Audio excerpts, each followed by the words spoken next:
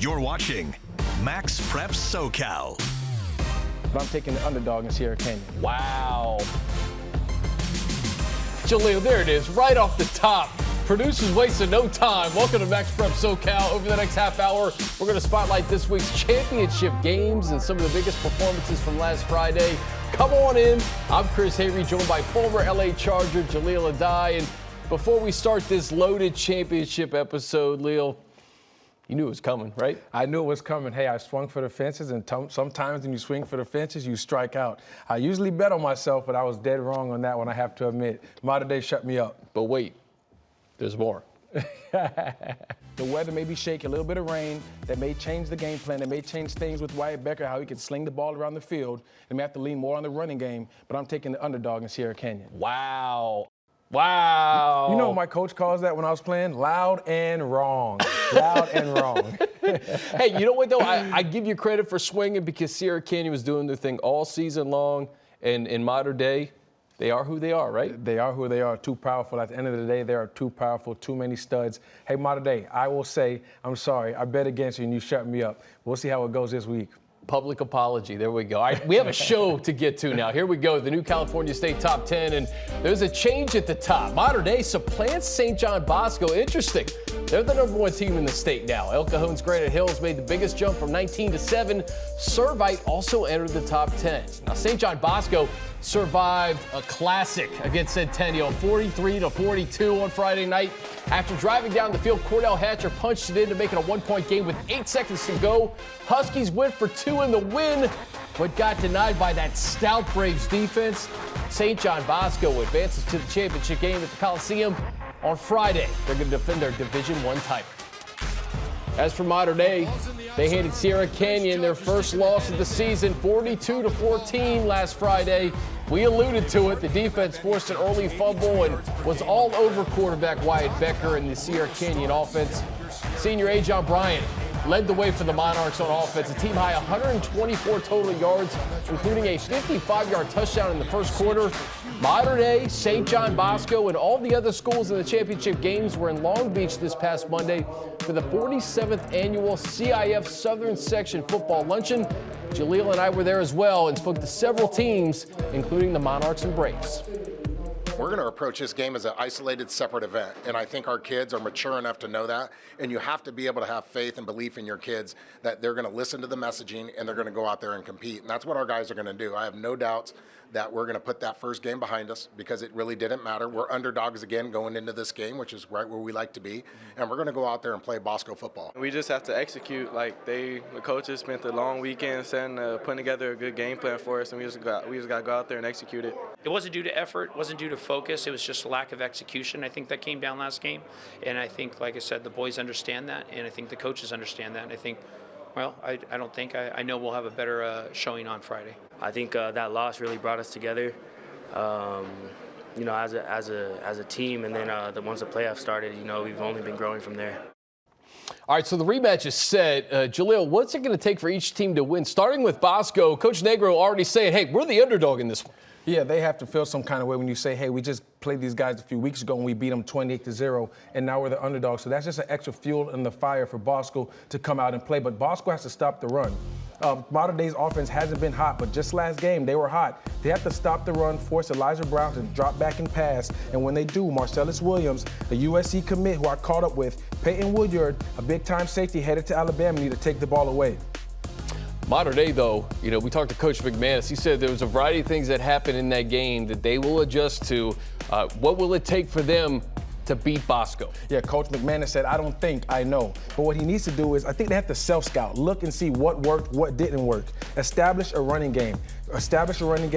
Be two-dimensional. You don't want to be one-dimensional with that firepower that Bosco has. And when you get a chance, Bosco has a lot of momentum right now. When you get a chance, you have to take the momentum away, take shots down the field, and try to swing the big momentum back in their favor. I'll get your pick at the end of the show, okay? You yeah, think about that. it, all right? Moving on to Division II. Another great matchup in the final between Servite and Mission Viejo. We'll start with the Friars. They took care of Gardena Serra in their semi. Jumping out to a 28-6 lead after 3 quarters and held on to win 28-20. Junior running back Quade Carr starred once again, 136 on the ground, 2 touchdowns. He's rushed for over 100 yards in all 3 playoff games with 6 scores. Following their win, Servite joined Jim Hill and Stephon Johnson in studio on Sports Central Saturday. Our season has been consistently ascending, which has been a really positive thing for us. We went through some battles earlier in the season, suffered some tough defeats, have learned how to close out games, how to defeat opponents, and last night and the week before against Long Beach Poly, you're really starting to see the fruits of that labor, the battle-tested, the adversity we've gone through, and we're finishing off opponents, and we've beaten some really, really good football teams, and we get to keep playing. To understand and know that you are the engine of your football team as far as making sure that you can be able, like your coach said, finish up these games, that there's real tough games. What does it take, you know, on a week in, a week out basis to keep that mindset and keep healthy and keep in shape to be able to finish games off like that? It just took hard work and dedication. Monday through Thursday, we're just working our butts off at practice, getting all the plays down, watching film, doing everything like that. And then when it's Friday, it's game time, go out there and do our best, play some Servite football. Coach, what are your initial thoughts on Mission Viejo? It's a really good team. I mean, it's the same theme for the better part of the last month, and playing our schedule, everybody's a good team, but a lot of really good skill on the outside. They've got good line play up front. They've been a consistent contender for a long, long time in Southern California. It's a great matchup. We're really excited about it. So speaking of those Diablos, they beat Murrieta Valley 31-21 in their semifinal matchup behind a stout defense, and they've now won 5 straight. Jahleel caught up with head coach Chad Johnson. Not Chad Ochocinco, Chad Johnson at this week's luncheon, and he gave us a player to watch in this big game.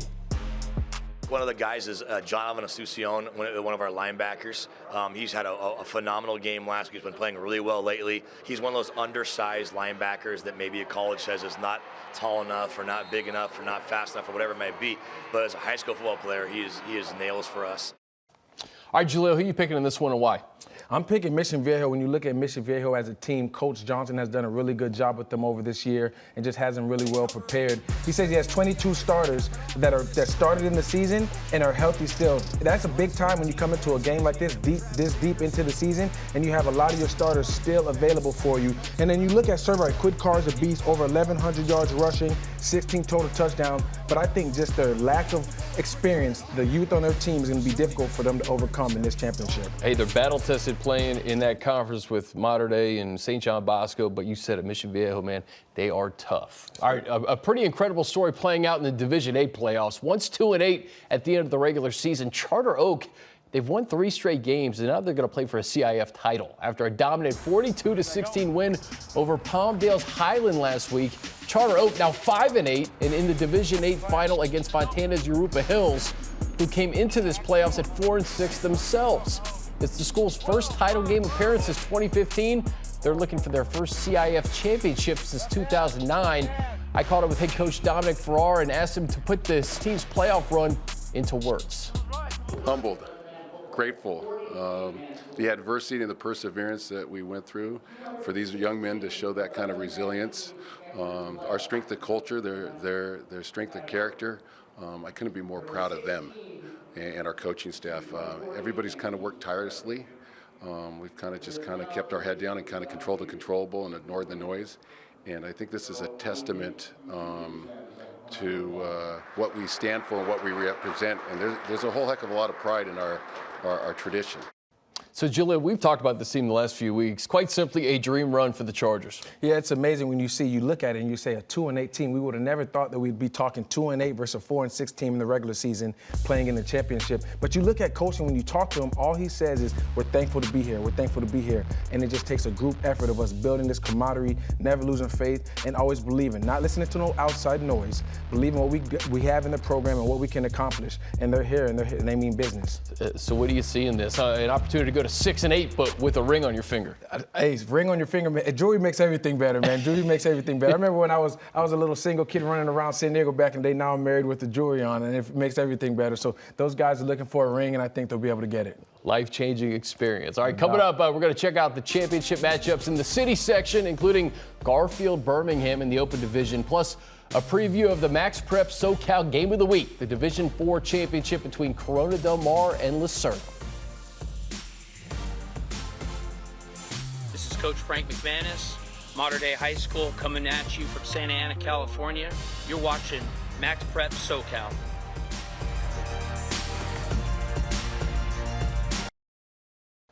Welcome back, everybody. Let's talk some LA City section. The Garfield Bulldogs 11-1 and were champions in the Eastern League this year.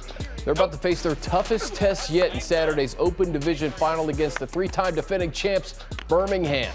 We stopped by practice this week to see how head coach Lorenzo Hernandez is prepping his team. Birmingham is a phenomenal team. They have a great coaching staff. Again, very physical, very dynamic in what they do. The reason why they've only had 2 losses because they played some power section teams. So it's going to be definitely a great experience for us all. But more so, it's going to be great for the fans there. It's going to be a great game. So Garfield will look to dethrone Birmingham on Saturday night. Here's a look at the other title games in the city section, including Banning and Crenshaw playing for the Division I championship on Friday. So Jahleel, can the Bulldogs knock off the 3-time defending champs? Absolutely, positively not. And when I say this confidently because Birmingham has too many big-time players. When you look at them all over the board, they have studs that can play on the offensive side, defensive side. And Garfield's going to give a good shot. They're going to put their best foot forward, but I just think they have too many big dogs. That's it, huh? That's it. We'll run that tape back, too. Run it back. All right, to our MaxPreps SoCal game of the week now. The Division IV final between Lucerna and Corona Del Mar. The Lancers, they've won 8 straight games on their way to the title game, while CDM is back playing for a CIF championship for the first time since 2019. The kids have believed and trusted each other and stuck to the point and kept their kind of their noses down and worked and again, to be paid off like this is great. They're a solid football team, great program. They're well coached, they're disciplined, they play great defense, they throw the ball well. It's going to be a good game, just like the final should be. So we're expecting a hard-fought matchup, and we're going to give everything we have. So, Jahleel, both these teams can score points, but let's key in on the defense, starting with Lucerna. Yeah, Lucerna's defense has really good guys up front that can rush the passer. Emery Law, Adrian Castro. Emery Law has 9.5 sacks. Adrian Castro, 7 sacks. When you can pressure the quarterback at a high rate like they do, they make it very difficult for offense to succeed. CDM has a great offense as well, but what about their defense? Christian Brooks, when you look at the film, he flashes all over the field. He has 5 sacks, leads the team in tackles. He has tackles for loss all over the field. When you need a play to be made, he can come through for you. So who's it going to be, Corona Del Mar or Lucerna for the title? I'm going Lucerna. They have 3 DBs. I'm a DB guy. They have 3 DBs in their secondary with more than 3 interceptions. When you could take away the ball at a high rate like that in the game, you make it really difficult for offenses. Turnovers win championships. No doubt. And the fun thing about this is you can catch the winning team from this one live on Sports Central this Saturday afternoon following the Iron Bowl between Alabama and Auburn. That's on CBS Los Angeles. All right, coming up, Warren, they do it again. The Bears pulled off another 1-point victory in a controversial finish against Chaminade. And National Football editor Zach Poff joins us to preview the MaxPreps game of the week and Newbury Park's path to a Division V title. You're watching MaxPreps SoCal.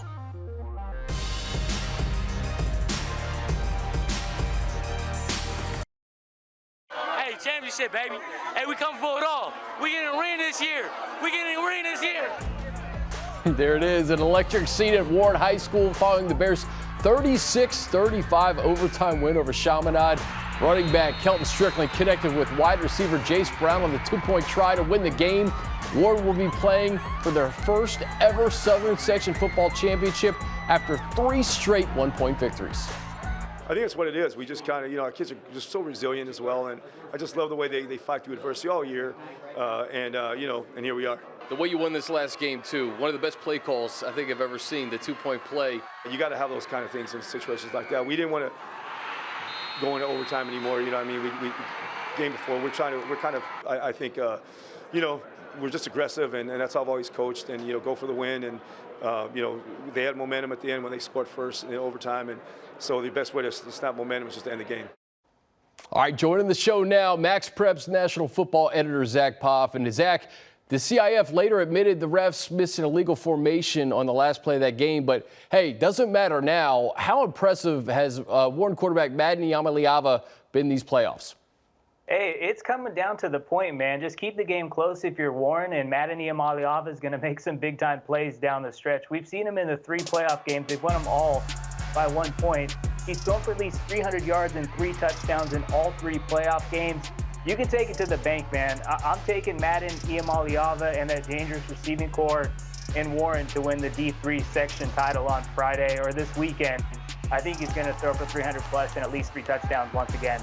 They're battle tested too. When you win 3 straight games by a point, you know your guys can play when it counts. All right, let's get to your thoughts on the game of the week. Mater Dei against Bosco. We were just talking offline, Zach. Who knows what to expect? Yeah, you know, first of all, y'all doing Jahleel dirty with that, coming in hot with the Sierra Canyon take. Way too dirty. Listen, I think it was crossing the line, frankly. Yeah, hey, but that's what happens when you pick against Mater Dei in big-time games, especially before the Division I championship. And, you know, I was telling people at work, this is going to be the best slate of games we see all weekend across the country. And our #1 game of the week is going to be this CIF Southern Section Division I championship game at the Collie between #3 St. John Bosco and #5 Mater Dei. And, you know, you heard Jason Negro earlier talking about the regular season matchup doesn't matter. It really doesn't. You got to go all the way back to 2017, the last time one of these teams swept the series.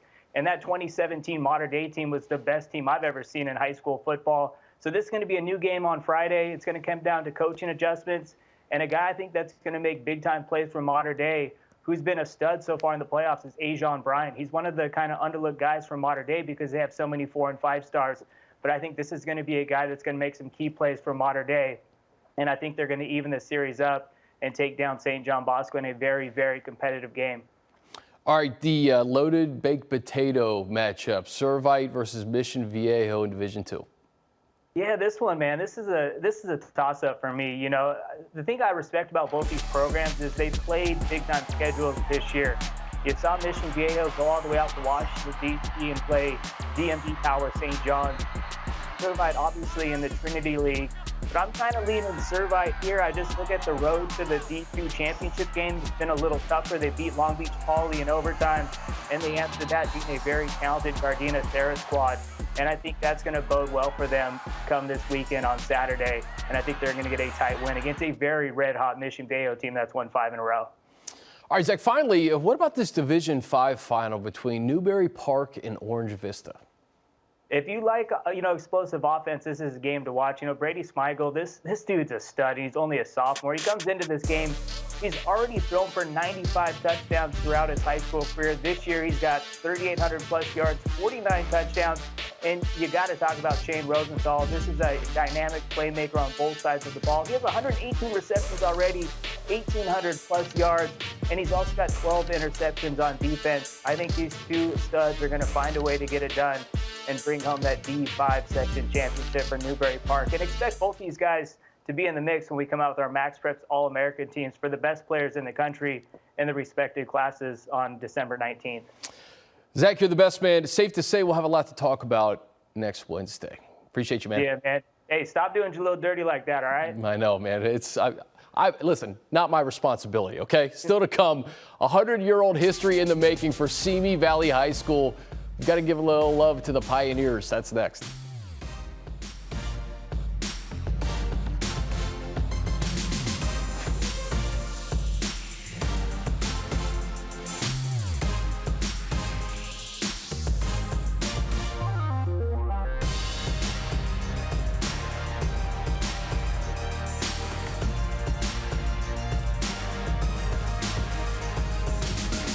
You're watching MaxPreps SoCal.